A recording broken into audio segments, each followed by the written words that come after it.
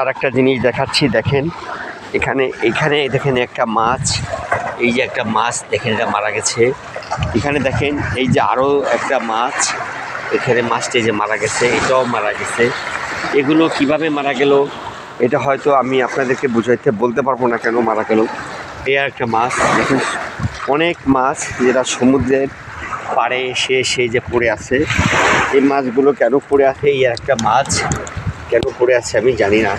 এ দেখেন এই যে মাছ, এই যে মাছটা মাটির তলে, এই আর একটা মাছ দেখেন, যে অনেক বড় একটা মাছ, আর একটা মাছ দেখছি। দেখেন মাছটা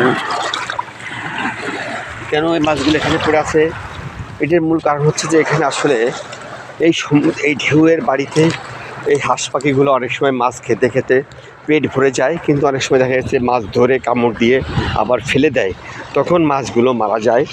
তো এই মাছগুলো মারা যায় এই কারণেই যে ওরা খায় না, কামড় দিয়ে ফেলে দেয়। সো এই জন্য মাছগুলো ইনশাল্লাহ এরকমের সচরাচর দেখা যায়।